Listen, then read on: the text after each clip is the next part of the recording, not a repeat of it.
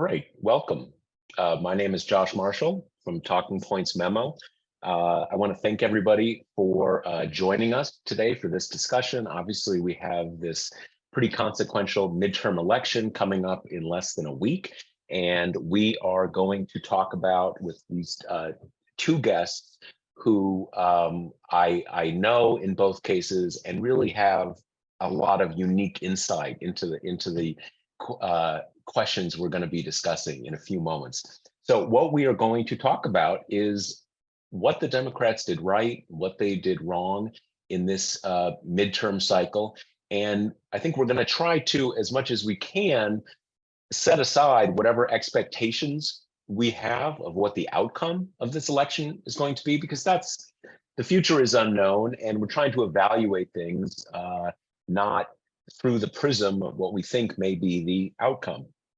So let me introduce first my two guests. First, I want to introduce Steve Clemons, who I've known for, I did the math before we started, for 23 years. Wow. A very close friend of mine, been friends for a long time. Steve had a whole career in the DC think tank world before transitioning into basically Washington, D.C.'s top impresario, basically top facilitator and host and convener of people. And as you may have seen, he just started as I guess one of the co-founders of Semafor, this new publication that Ben Smith and Justin Smith just founded. So that is Steve Clemons. Thanks for coming, Steve. Really appreciate it. And Adam Jentleson. And Adam, who I don't know as well as I know Steve, but have known for a number of years. And Adam worked on the Hill for a number of years. He was communications director, and then I believe deputy chief of staff to Harry Reid, the late Harry Reid. So a lot of experience up on Capitol Hill, especially in the Obama era. And critically for this conversation, is really the premier filibuster activist in Washington, D.C. The person who's been kind of carrying that ball in a public context and in a not in a private context, but in activism and working with people and we obviously the inability of the Democrats to meaningfully reform the filibuster in this closing Congress turned out to be an immensely consequential fact. And that's one of the things that we are indirectly going to talk about today. So we're going to do this we're going to talk about 40 minutes or so, and then we're going to open it up to your questions. There is a Q&A interface down at the bottom of the screen. If you have a question, you write it in there, and we're going to take questions towards the end of the hour. You can put in questions there. We're going to treat this whole thing kind of loose and informal. We'll keep an eye on the questions. So if you have a question that is immediately relevant to something we're talking about and it seems germane, maybe we'll ask it during the conversation. But that's the basic way we are going to go about this.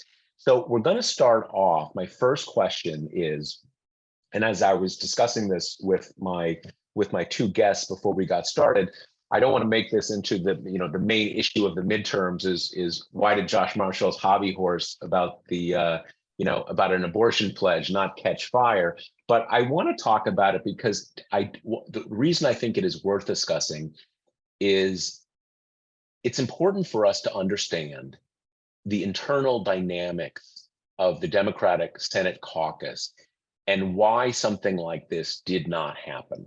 And when I say, one might say, well, maybe it didn't happen because they just like the filibuster too much.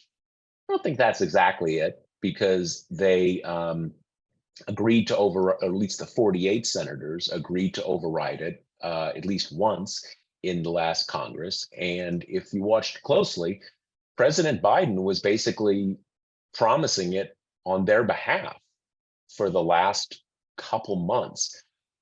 I suspect, but we're going to ask our guests, that it's not quite opposition. It's a mix of the culture of the Senate and not wanting to get out in front of your colleagues and, put them on the spot.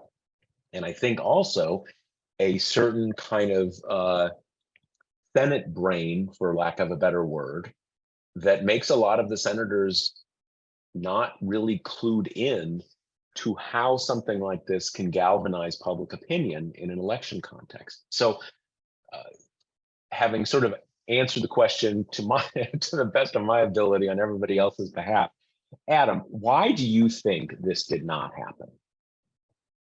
How much time do we have? I've got as much time a as lot you of want. reasons. I mean, look, I think I will agree totally that it would be better if they had done something like this. But I also sort of agree with what you're saying of that, it's very difficult to pull off. And I think, if we look back at the last, several decades of political history, there's kind of a reason that nobody has ever done this very successfully, with the exception of House Republicans in 1994 and the Contract for America.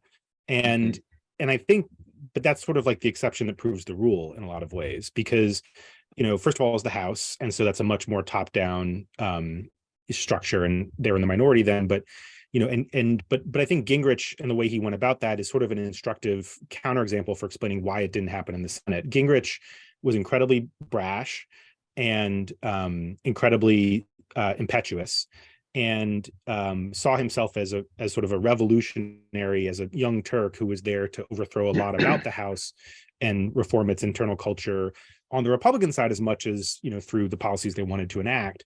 And so he just sort of did it and didn't consult with a lot of people, did it in a very top-down way, and was, sort of dictatorial about the way he approached it. He was sending tapes of how to talk to members of Congress and all this stuff back in the 90s.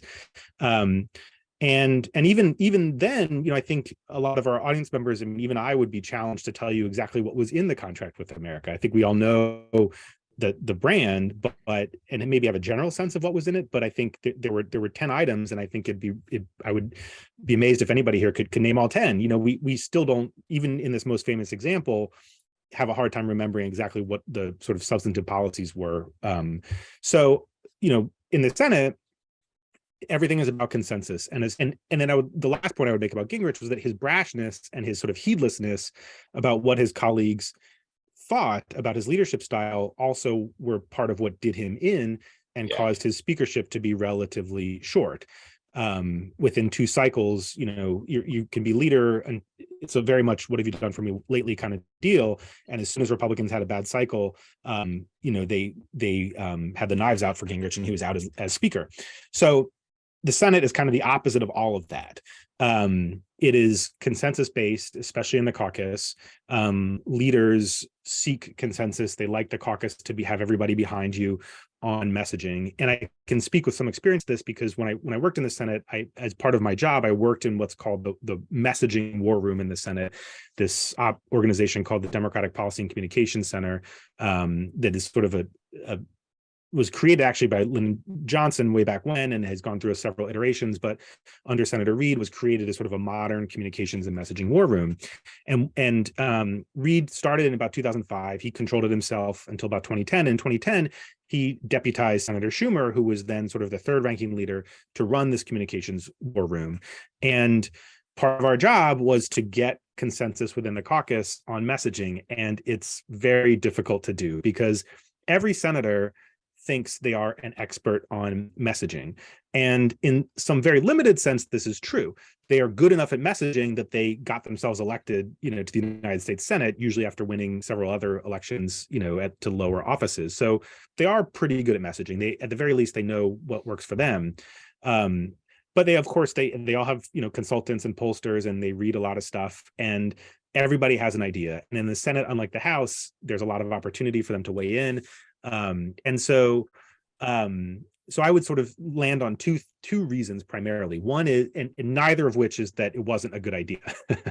The first reason is the difficulty of reaching consensus and getting all senators behind a unified message. And you might think, okay, well, maybe at a certain point you just go forward, even if you don't have consensus, what's the big deal? If you do that, you could end up being counterproductive, because you would get endless stories in Politico and other papers about other Democrats complaining that this isn't the right message. So sort of out of the gate, you'll be hamstrung by inner infighting about it, and that makes it harder to communicate the message. The second reason is almost a logistical thing, where once Senator Schumer left the third ranking position where he controlled the war room to become the top leader, he still sort of tried to retain a lot of control over the day-to-day messaging operation. Technically, Senator Debbie Stabenow is in charge of it, but it's a bandwidth issue. And I think Schumer is someone who's very good at doing the messaging when that was his main job, but now he has a much bigger job, which is running the floor and passing all these bills. And I think, one thing that might be worth thinking about in the future is constructive criticism to my friends over there is, deputizing that or finding a way to let that operation run a little bit more independently. But I think that really what it comes down to is not that it wasn't a good idea, but that it's just very hard to do. And at the end of the day, there's sort of a shrug and give up aspect to it, which is unfortunate, but that is sort of one of the realities that that we face. Yeah, I mean, my sense on this was, like, I never expected that you would have that it would arise from within the Senate. I thought it would have to be that a number of senators would say, yeah, I'm for it. I'm not speaking, I'm for it. And then you get enough, and then you kind of corner, Chris Coons and a few other people, and then you're getting somewhere. And I confess I was a little surprised at how even the more gregarious and outspoken Democrats kind of wouldn't go there. And, I probably, well, that's kind of my sense there. Steve, what is I have slightly different. First of all, what a great to be on with you, Josh. Even greater to be on with Adam. I want to tip my hat to Bruce Jentleson, who's one of the greatest foreign policy thinkers in this country, who's watching all of this and happens to be related to Adam. It's a real pleasure. Look, I have a different take. I mean, when you've got 50 senators, all this stuff is tough. And in March of 2021, right? So right after the administration had come in fighting all these things, in my view, Ruth Marcus, no conservative, but Ruth Marcus of the Washington Post put a dagger in the heart of this process by writing a piece called "Kill the Filibuster and Reap What You Sow." And she writes, fast forward to January 2025, Donald Trump has been elected to a second term. The House and Senate are in Republican hands. In the Senate, the filibuster is gone, having been abolished by frustrated Democrats in 2021. Kentucky Senator Mitch McConnell, back for a final time as majority leader at 82, declares that he will not move to restore it. Welcome to the apocalypse. Republicans move quickly to implement their agenda. The border wall is fully funded. Voter ID is a requirement for federal elections. Mail-in voting is a requirement, et cetera, et cetera. Abortions are banned after the 20th week of pregnancy, et cetera. Planned Parenthood is defunded. It's a great article that raises the prospect, which I sort of saw myself, and this is where we differed a little bit, that if you were to remove that filibuster across the policy aisle, you would end up with this dynamic where Democrats did all the dismantling and Republicans did all of the getting, if you will, in this. And I think so. That's one element out there. And I think to be candid, those 48 senators had an easier time supporting something they knew would never pass. That was not the brave leadership. Oh, that's that is against. I don't know Chris doubtless, but I do know Manchin pretty well. And I'll tell you one element of the Manchin fight. And I wrote a piece for The Hill at the time in a friendly critique of Senator Schumer's leadership on the Voting Rights Act.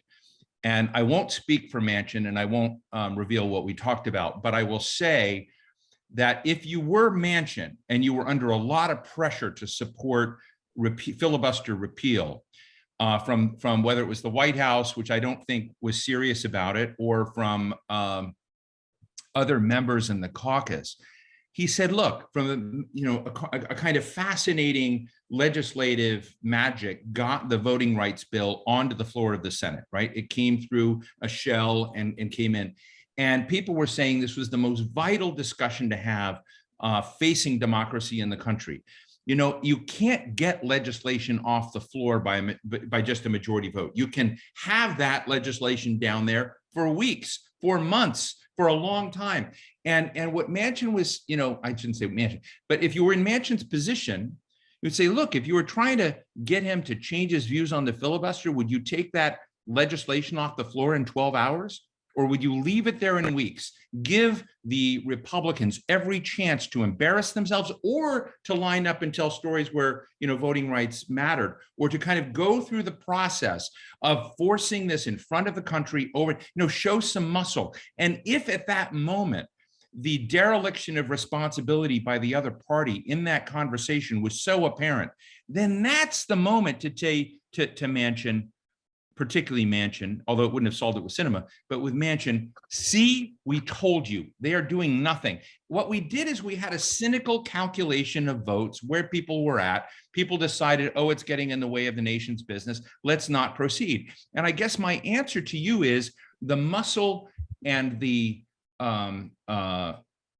commitment to change was never there. It was a fake battle to rile up some people, because if they had, they would have used something like voting rights in front to basically exhaust the system, to show the recalcitrant senators like Manchin and Sinema, see, they're screwballs over there, they're not participating. Won't you now work with us to secure democracy and do this? And so I want to put that on the table, because I watched this very closely, and I thought it was a huge mistake to take that Voting Rights Act off, because it was tied to the filibuster debate. Yeah, I have quite a lot of agreement with what Steve is saying about the tactics that were used. I mean, one thing we've seen in the past is that the only time that filibuster reform has happened has been through, senators don't want to do it. It's they see it as a sort of an extreme action. We could go through the statistics. It's actually been done many times before, but they don't want to be the ones to actually do it. It's not just passing a law, it's a change to the institution. They know they'll sort of go down in history as the class of senators that did one of these filibuster reforms. And that's a very high bar for a lot of them to clear. And they have a natural aversion to wanting to take that sort of drastic action. The only time, and so what they do is they search for any other way to get around it. And the only way to sort of show them that filibuster reform is the only way to proceed is through sort of an iterative process of showing them that every other way is blocked. Right. And that's how Senator Reid did it in 2013 when we were dealing with nominations, of spending basically the better part of a year and having sort of built up to it over the preceding years, showing them that, this very basic thing that we wanted to do, that was a very reasonable thing, confirming nominees. In this case, it was passing a bill that was supported by, upwards of 60-70% of American people, that there's no other way to accomplish this goal, and therefore reform was required. The thing about so I think that it probably was a mistake to sort of set up this vote, telegraphing that it was a failed vote. I do think having 48 senators on the record is an important thing that goes down in history. It's a difficult vote to walk away from later. That's the highest number of senators who voted for filibuster reform since 1891. That's a useful thing if Democrats ever have a majority again, and can actually do it. But having that vote on the record is somewhat useful.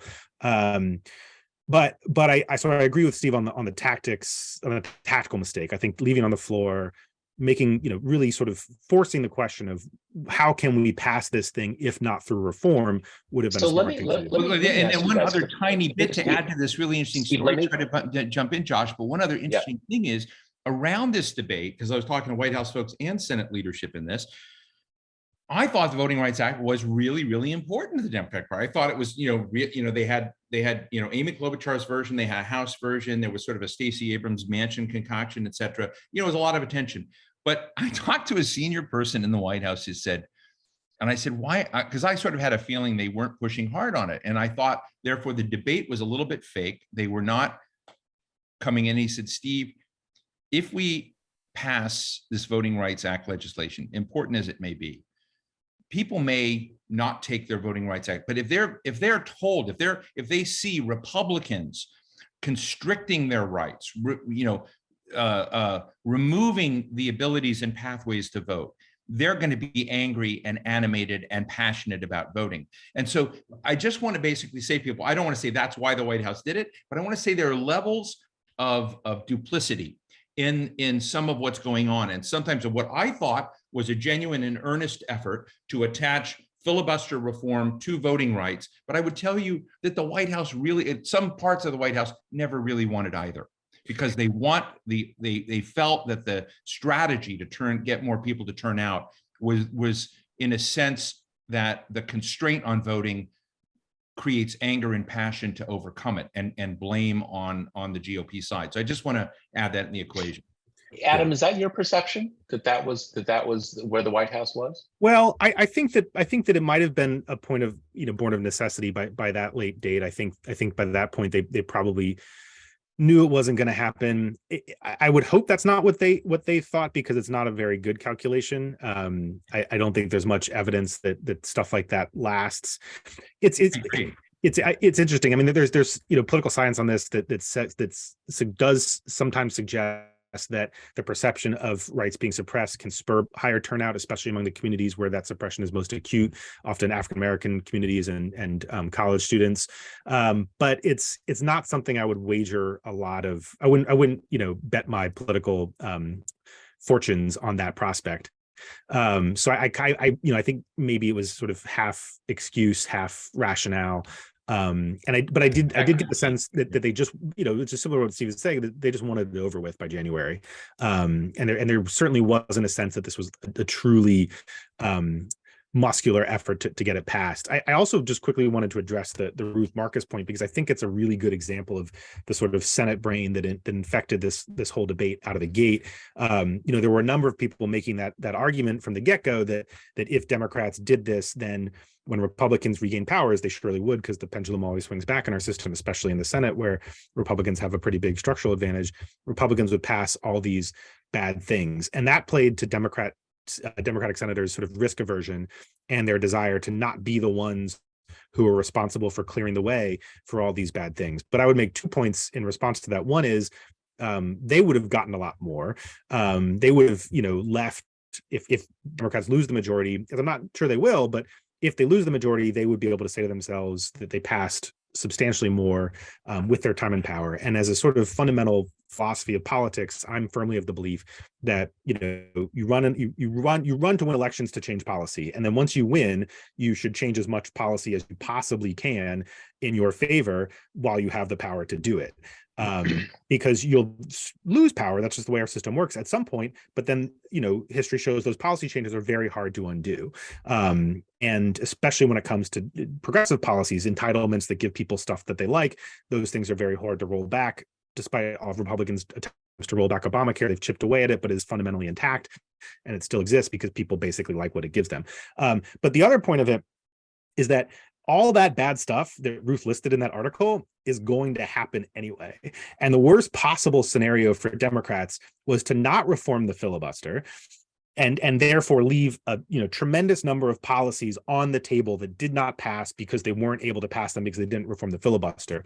And the reason that they didn't reform it was they were thinking to themselves, oh, this, at least we'll have this shield, we'll have this defensive weapon to use against Republicans to protect our priorities once Republicans are in power.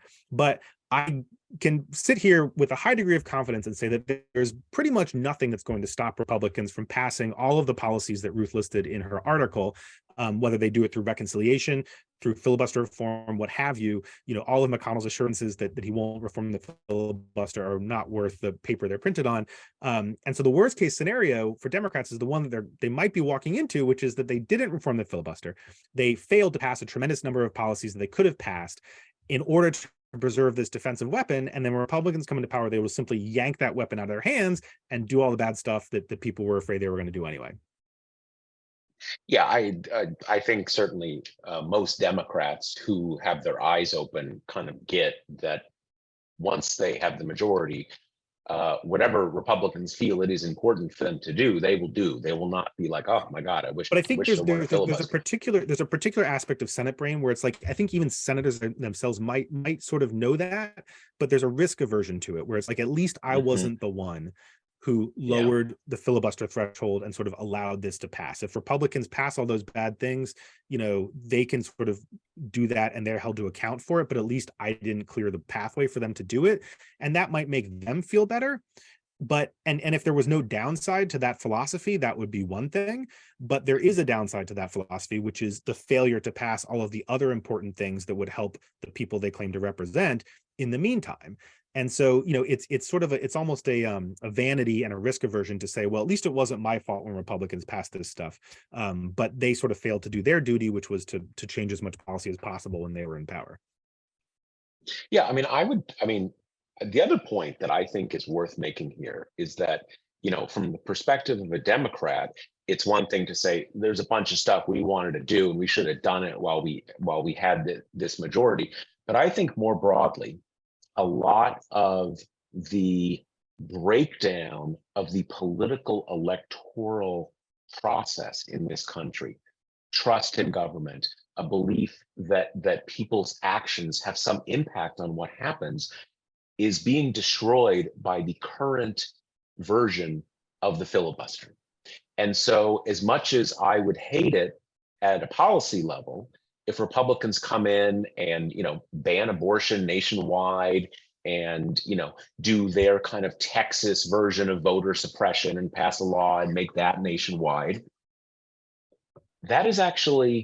that's closer to what we should have. When you have an election, people run on those things and they win, they should have some shot at doing those things. And then you have another election in a couple of years, right? And they'll have to run on that. And I think, the other point here is, and I think this is something that, again, you and other filibuster reform advocates have made this point, is that a lot of those things Republican electeds actually do not want to do because they know how damaging politically it would be.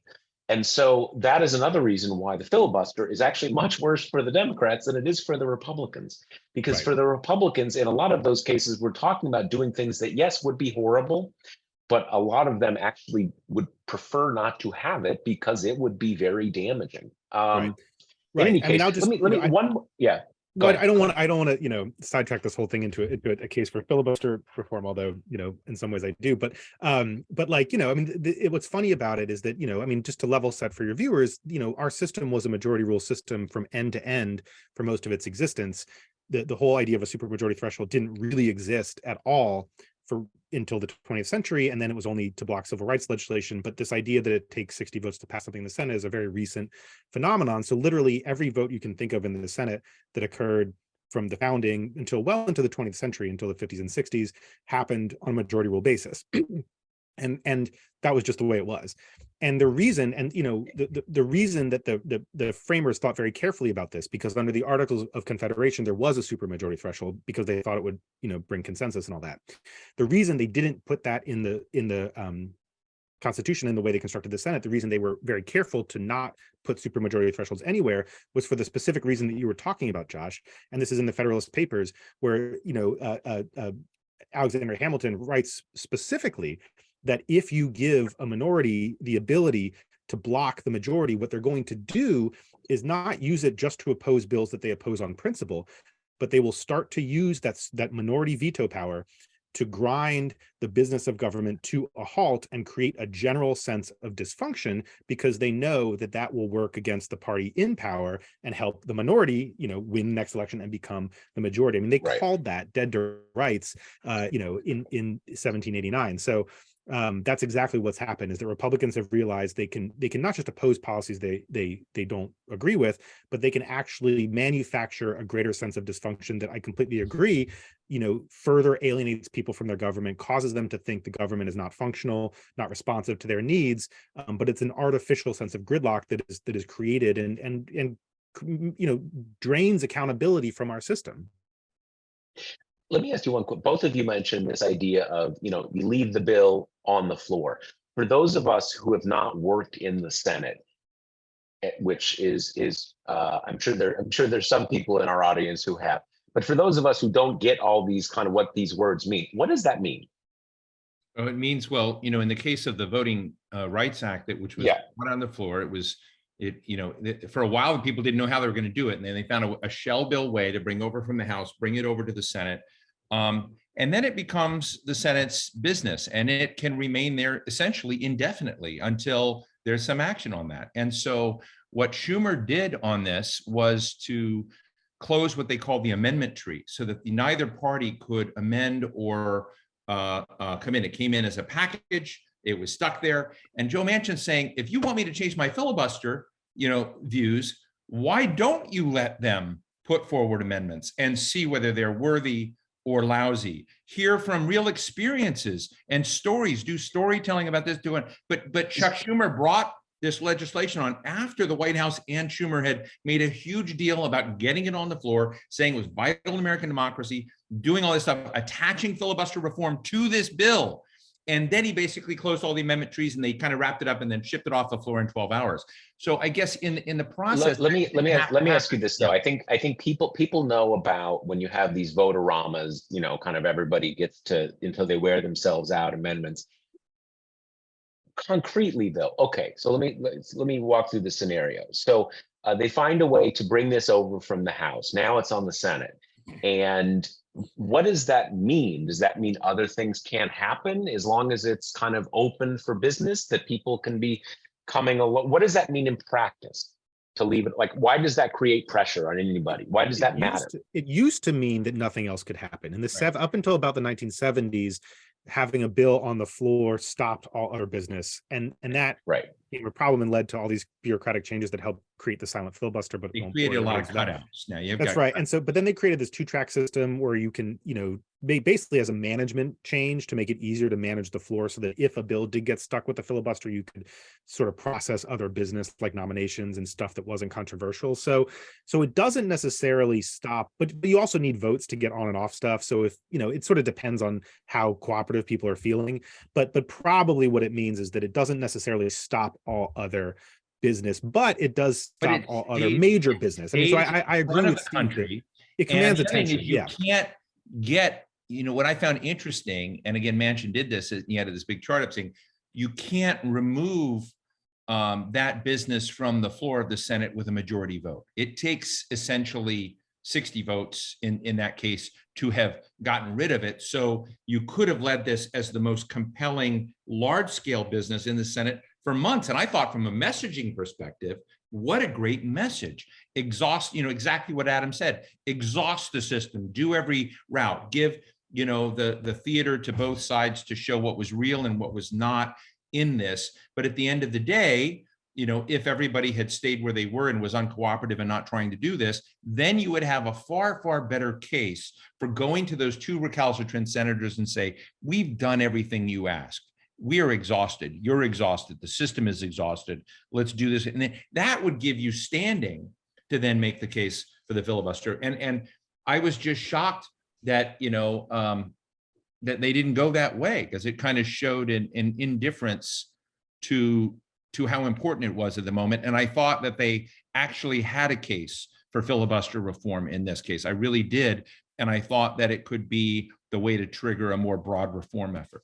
And I'd add another, potential benefit to doing what Steve is suggesting, which is that sometimes you just get a weird, a bounce that bounces your way, or an unexpected break. And I know that sounds like squishy and sort of unscientific, but it actually is often how things happen. I mean, I would point to the passage of the Inflation Reduction Act. I mean, Schumer and Manchin were at loggerheads over that. And then there was this funny dynamic where I guess it was the competitiveness bill, the New Frontier or whatever it was. Republicans sort of overplayed their hand on a bill in a way that really pissed Manchin off, and sort of revealed to him that they were not acting in good faith, and that caused him to. And I think what happened was Republicans explicitly said they were holding this bill hostage to try to run out the clock so that nothing could pass that was sort of Build Back Better or son of Build Back Better or whatever. And that pissed Manchin off. And that caused him to go to Chuck and say, you know what, let's get a deal here. And, you can't script it like that. but that sort of right. inadvertent bounce. And I mean, that's what happened in 2013 when we reformed the filibuster then, which was that there was this one day where Republicans, because Reid had been threatening to do this for a long time, and there was this one day on the floor where Republican senators were basically making fun of him and saying, you know, oh, sure, you're going to do it this time, like we really believe you. And Reid was able to take that back to the caucus and say, you know, they're calling our bluff. They don't believe we're serious about this. And just in that weird interpersonal way, because you're talking about a relatively small group of people here. It's not the House. And sometimes in a room, you know, there's just something that manages to motivate people. I think we've all had this experience where it just causes people to rally, and it hits a nerve in a way that nothing else has. And you might argue that these are not maybe the reasons that people should be making, you know, these massive multi-million dollar, but they're human beings, and often this is the way things work. And so all that is to say, one reason to keep it on the floor, as Steve is suggesting, is that sometimes you may just get that kind of bounce. So you may have some kind of thing that happens that just causes things to come together. Adam is absolutely. Let me ask. Go ahead, Steve. Let me ask one other question. Is in the context though, was there not a dynamic where for Republicans, if Democrats say we're going to kind of slow everything down and not let anything else happen, that Republicans say, okay, you know, to the extent that it slows down, you know, judicial confirmations or anything else.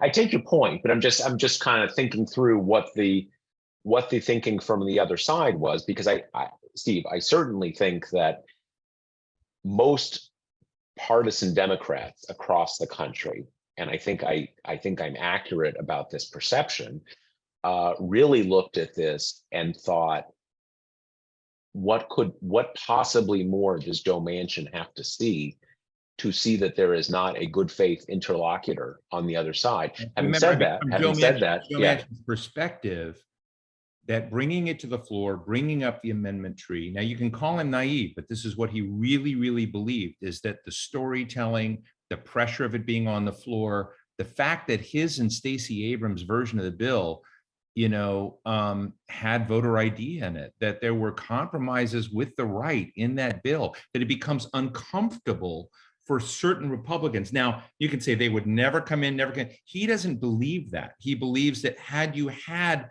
this coming in, you could have gotten enough responsible, concerned Republicans who thought in real terms of it. So you were kind of taking it out of the binary theater. And that's what he thought you could do by opening the amendment tree, opening this up, leaving it down there.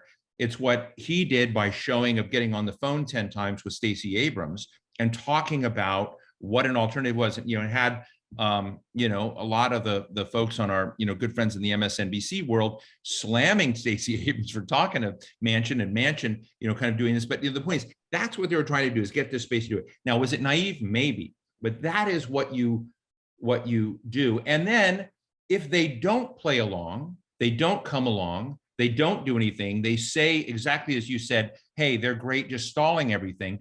Then you've got standing to go back to Sinema and Manchin and say, see, we told you they have no interest in fundamental democratic values in this country.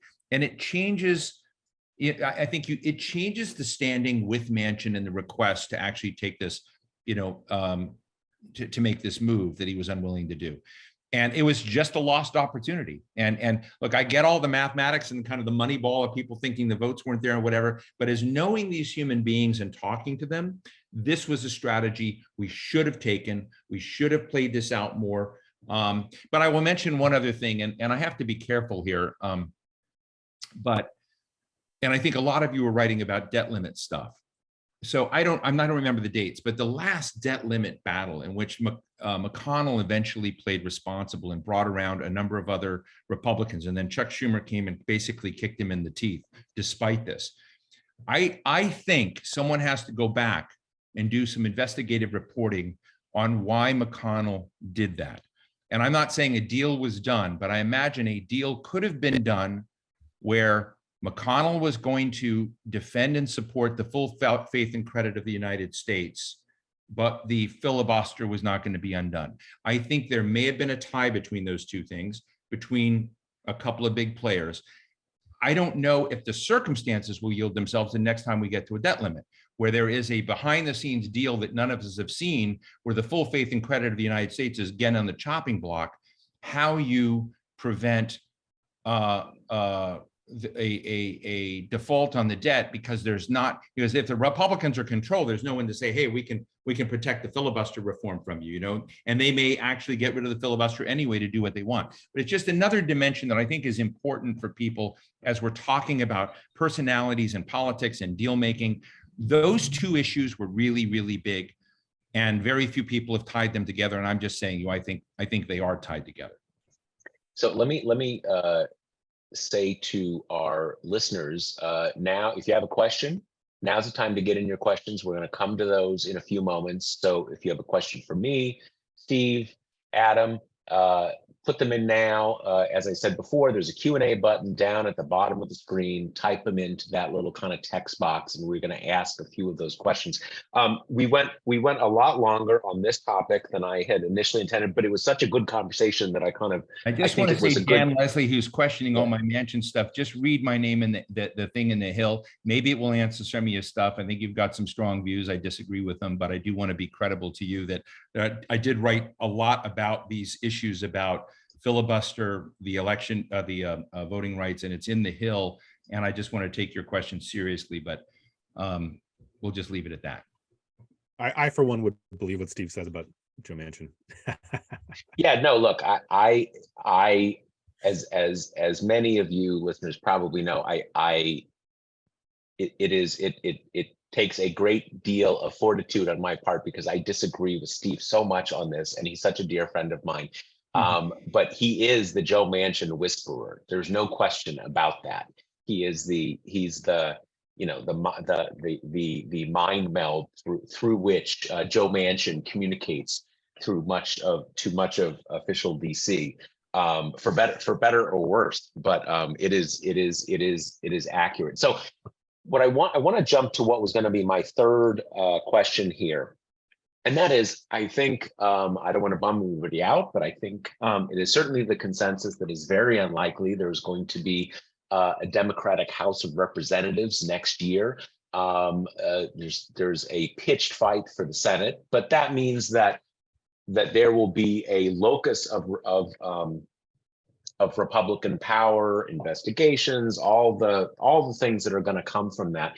And so what I'm interested in is, we don't know, the three of us can't predict the future. We don't have any secret way to know the sort of the zeitgeist of the public, but you guys really know DC, Washington, DC, and the different stakeholder communities. And by that, I mean the members of Congress, the lobbies, the different political and ideological groups that play into both of those things. How is DC in that sense prepared for? What are they expecting in a divided government 1995 2011 type scenario starting next year? I think the town is I think the responsible players in the town are very, very worried. There's a say what you want about overwhelmingly most of the legislators in Congress want to, from different perspectives, achieve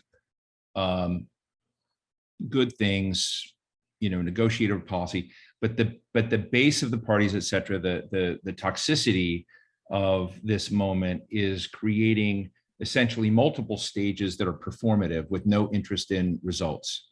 And so I think that those people who want to see things done are very depressed by what's coming ahead and the inability to actually get things. And then, I've talked to a lot of legislators, particularly, sort of former retired top leaders, who basically see the Marjorie Taylor Greens and the Matthew Gateses and the Madison Cawthorns as a small sampling of a lot more coming down the pike that way. And I think that's what they fear is going to become more of a norm. And media chases that, and I think it takes the pressure off of pressuring both sides. Now, all that said, I feel strongly, and I feel like the Biden administration has just been rotten at marketing. They've gotten a lot of stuff done. They've gotten tons of legislative successes that almost no one knows about it. So I'm sort of perplexed, and I can argue with myself there for a minute that at some level the Biden team has been able to pull off quite a bit, and a number of things that were bipartisan, even though Republicans get angry over the IRA, or get angry over CHIPS Act coming first, or whatever it may be. But they've done and accomplished a lot. And I don't know, maybe somehow hope has it, but I think the bottom line is that the town mood is not excited about the prospect of what's going to come after the midterms. Yeah, I mean, Adam, everything's an expectations game, right? And I think that there's, I agree with Steve that I think that's sort of where expectations are. I worry about it because I sort of think of it on two tracks. There's the track of what gets done at the legislative level, and then there's the track of what happens to our democratic guardrails, small d democratic guardrails, under a Republican House. And look, on the one hand, a Republican House might be the best thing that ever happened to Democrats. That this is what happened in 1994. Republicans got elected, they overreached dramatically, the public was repelled by it, and they, Bill Clinton, cruised to re-election by a wide margin. So, Republican overreach is a Democrat's best friend, at least historically. And I think that could be true legislatively if Republicans precipitate a debt ceiling crisis in the real world, but just being analytical about it could also benefit Democrats politically. So that's one thing. But there's also one of the, I think in some ways my worst fear is that they'll sort of overperform expectations in terms of getting stuff done, because I agree with Steve that Republicans or Democrats? Both. That there will be sort of like a grand bargain type thing, that probably is dramatically much more tilted towards Republicans than towards Democrats. And expectations for what a divided Congress under these circumstances are going to achieve are on the floor. And so if they get anything done, you'll probably see a lot of commentary along the lines of Washington is working again, and that kind of thing, because they'll have exceeded the extremely low expectations that people have going into it. But and that would be fine if that's all that happens. That's my fear is not just that happens. My fear is that what happens is that happens and gives this sort of false sense of security that things are working, and then at the same time, at the guardrails level, the guardrails of our democracy are going to be eroded dramatically. And things like using the investigative powers and abusing those powers, following the lead of Marjorie Taylor Greene on all those things, and then ultimately leading up to a situation where the House refuses to accept the slates of electors in a contested election in 2024. And so I think that my big fear is that we sort of do just enough to clear these extremely low expectations in terms of what's going to get done legislatively. And that sort of allows us to sleepwalk into a situation where we have, what we almost had in 2020, but didn't quite have because Trump didn't have enough willing people at state level elected positions and in the House to follow through on his coup idea. But, that was maybe it was the test run. So you think things are fine, you sleepwalk into a situation where 2024, we have that, and Trump now has cooperative people in those positions, and the guardrails have sort of rotted from within, and there is a bad outcome to that conflict in 2024, as opposed to the sort of good outcome that we had in 2020. Let me ask you this. This is just getting to questions now. One anonymous listener asked the specific question I'm going to ask, but a number of people have asked around this. From my perspective, what happens in a 2024 election is another thing, but you have all sorts of chaos that could happen over the next 2 years with divided government. But the debt limit thing is sui generis. That is the one thing where it's not just theater and nonsense and standoffs and whatever. You can have a true global crisis. And from where I sit, I think it seems like a Republican House at least wants to do something like, repeal all the stuff you passed in the first 2 years, or no debt limit, or do these cuts to Social Security and Medicare. And I think there is zero appetite to play ball on either one of those among Democrats, A. And I think the House Republican caucus is ready to shoot that hostage and actually default on the federal debt. So my question is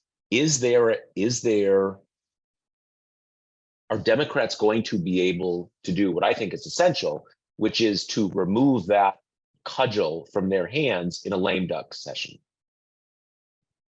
So Adam, you're saying no, you just don't think so. I highly doubt it. It's one of those, because already I think, because look, you need all 50 Democrats to vote to do it, and you'd have to do it.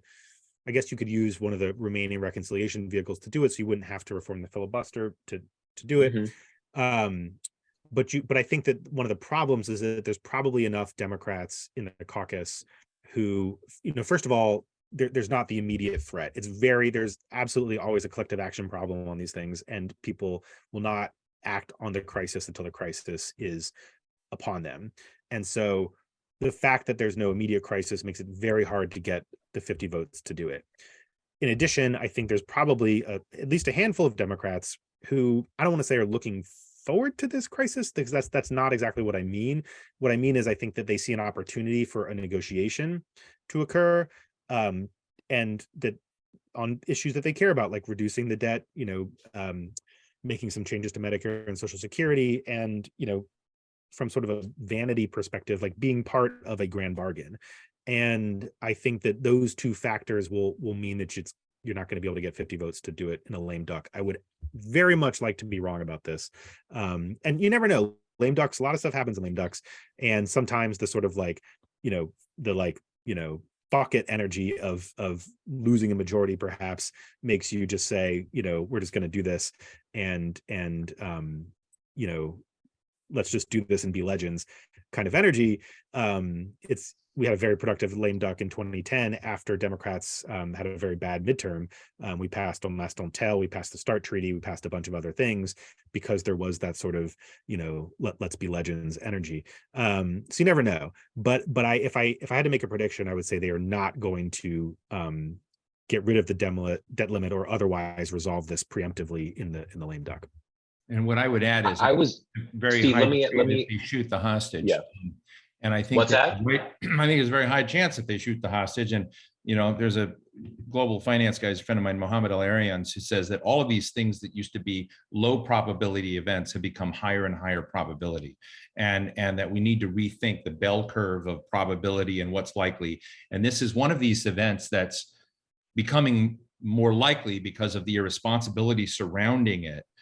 And I think it will have staggering consequences. And I almost think that what's missing is, at that moment, it's almost kind of like Roe v. Wade and abortion, that once that major tectonic 10-point earthquake happens, what are they prepared to do to turn things around? And what, at that moment, are you going to do to consolidate your position to, blame the other side, show how responsible it is, and kind of take back the helm of government after one of the greatest economic cataclysms that we could have unleashed? I mean, I don't see anybody doing that kind of discussion either. I mean, look, I was there in 2011, which was the first major debt ceiling crisis, and the one where we came the closest to actually going over it. Right. And it came down to a matter of hours. Yeah, hours. And look, I mean, there were people who wanted to do it. I mean, they truly believe that nothing bad would happen, or that if bad things happen, they would ultimately produce good results. And so that was, only a few months after the first major sort of Tea Party, election, where only a few of these guys, like Jason Chaffetz and a few others, were in Congress. Now you have, several dozen more of them in Congress. At that point, it was Ted Cruz in the Senate, and, coordinating with a small group of the Freedom Caucus that was like about 30 people in the House, meeting at Tortilla Coast, a little restaurant off the House side on Capitol Hill, coordinating all this action.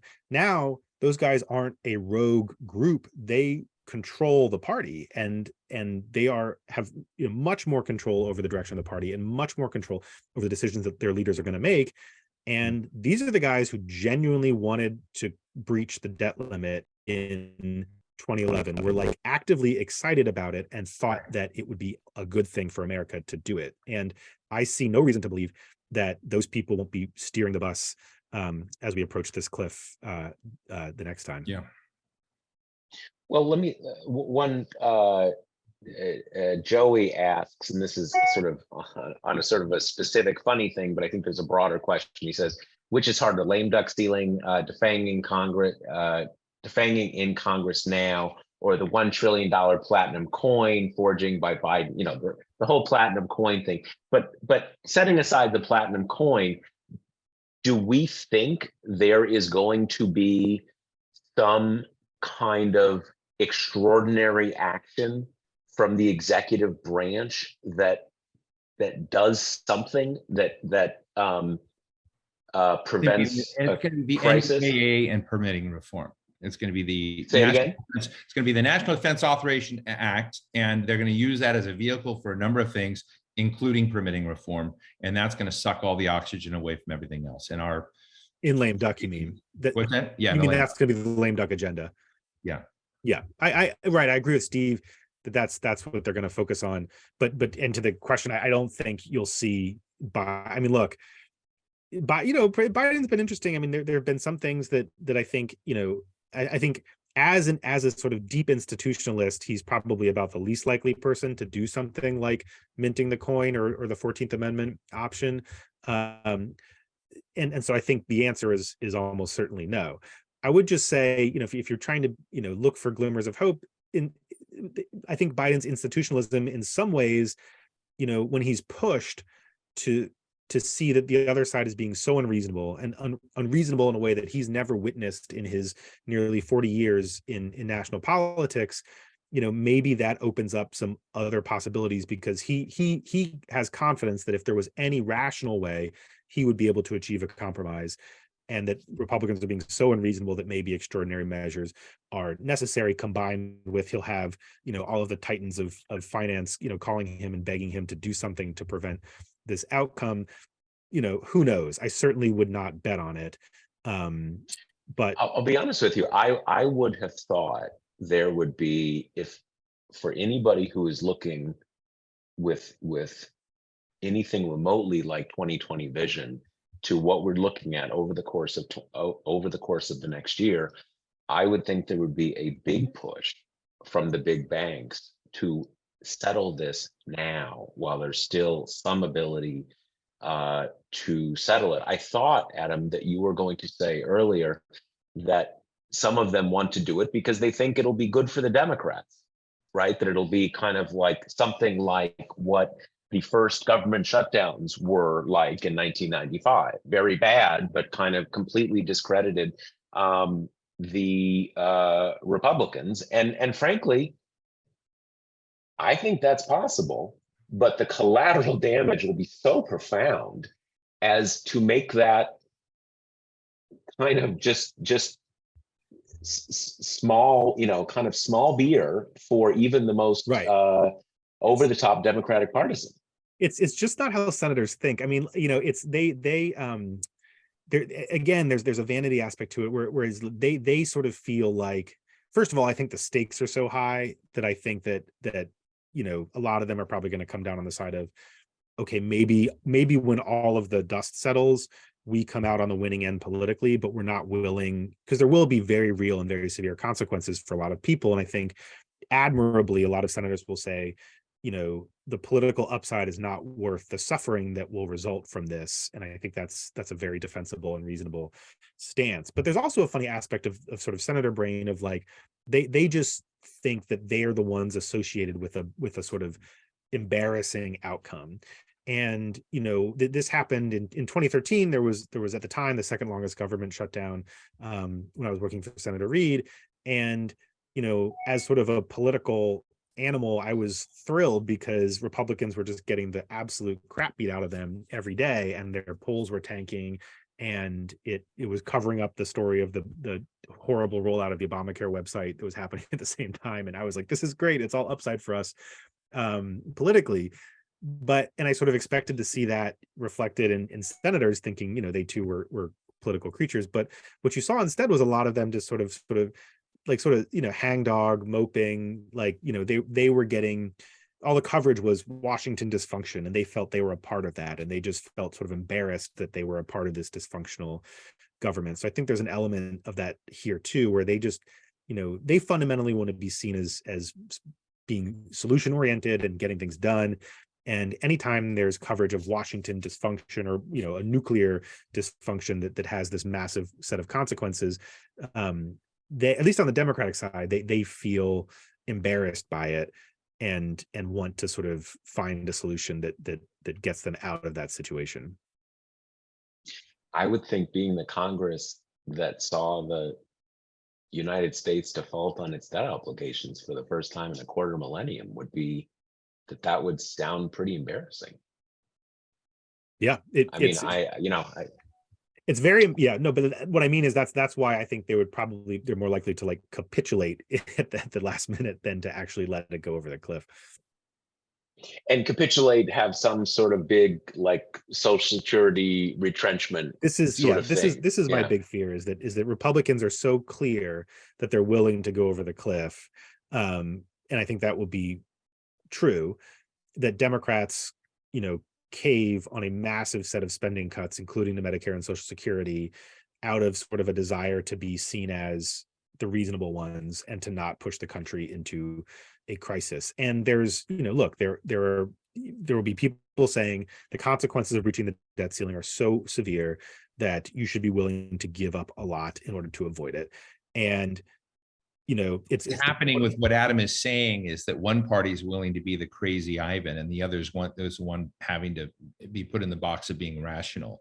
And I think that is a real problem, because the rational acting player in this doesn't get credit for that rationality in the end. Right. Right. And then Democrats get no credit for the deal. Republicans take credit for this grand bargain that slashes Social Security. Democratic constituents are hurt by the consequences. And then we also have this sense that Washington is working, just enough while we continue to erode our guardrails. This is my nightmare scenario for the next 2 years. I guess I will just, and we'll conclude on this, that I am, I suspect that both of you are right, because the people, and it shocks me that you're right, but I know both of you, so I think you are right. But I will say this, I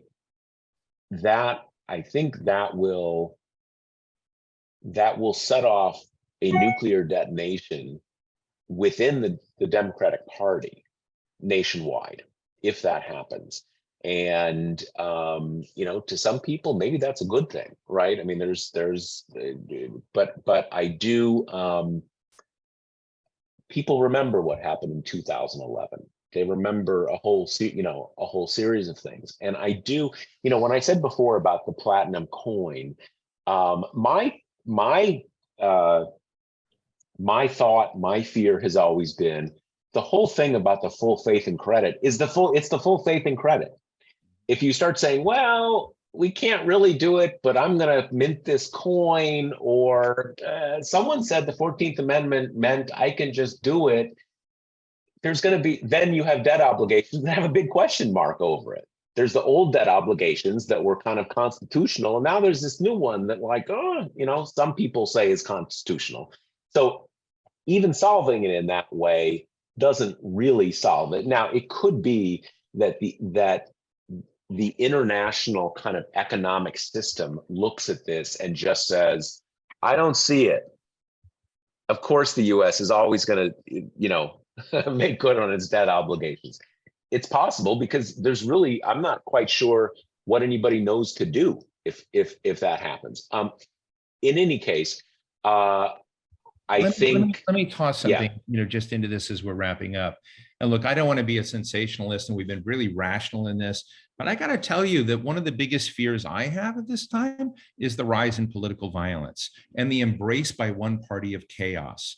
And when you ask yourself, what's the best way to get a lot more chaos, to get a lot more pain and suffering and disruption in American society that justifies outrageous usurpation and the taking of certain powers in certain circumstances, it's exactly this. And so the recklessness around the debt limit, I think, is a joke for some, not taken very seriously, but others, it's a path to chaos. And I would tell people, because it's so hard to talk about this, that I've been writing for 2 years about my concern that we were getting further and further and further down this route where political violence was rising before January 6th, before Paul Pelosi, before Steve Scalise, before, however you look at it.